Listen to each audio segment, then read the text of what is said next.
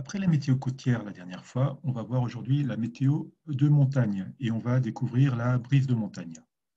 Alors, à votre avis, à quel moment de la journée décollent les parapentistes? Regardons ça tout de suite en découvrant la brise de montagne. Donc, la brise de montagne se compose de la brise de vallée, donc en anglais valley wind, qui souffle donc le jour. Et donc, vous avez un échauffement du versant ensoleillé, hein, qu'on appelle souvent l'adresse, contrairement à l'UBAC qui est le versant à l'ombre, d'accord? Et donc la température sur l'adresse est plus forte que celle sur l'UBAC ou sur le fond de dans le fond de la vallée. Et donc on va avoir des courants ascendants, toujours du froid vers le chaud, hein, des courants ascendants le long des pentes ensoleillées. Donc on a des brises de pente montantes et des brises de vallée montantes. Voilà, donc ça se manifeste en début d'après-midi, comme pour la brise de montagne, on avait vu, comme pour la brise de mer, on avait vu ça la dernière fois. Donc en début d'après-midi, on a l'apparition de cette brise montante, qu'on appelle aussi vent anabatique, hein, pour la petite histoire, et on peut avoir jusqu'à 20 nœuds de vent, c'est-à-dire presque 40 km/h de vent, comme ça, grâce à ce phénomène.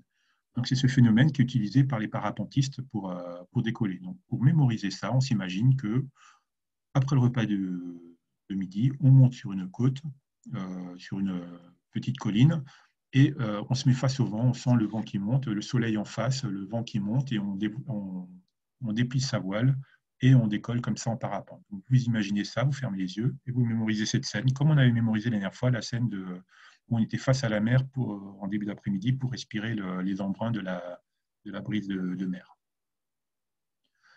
Voilà, donc évidemment, on a le contraire, hein, c'est la brise de pente qu'on appelle mountain breeze et qui, elle, se manifeste la nuit. Hein, donc en début de nuit, en général, on a le refroidissement rapide des pentes.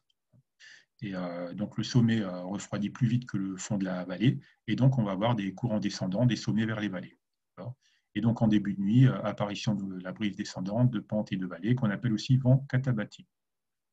Voilà.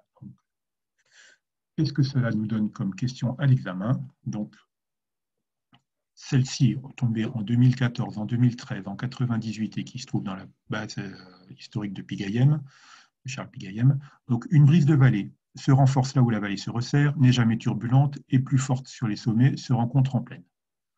Donc, la brise de vallée, elle peut être turbulente, d'accord?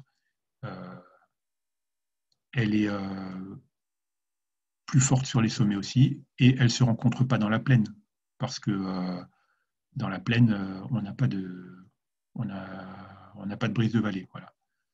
Donc, elle est plus forte sur les sommets. C'est la réponse C.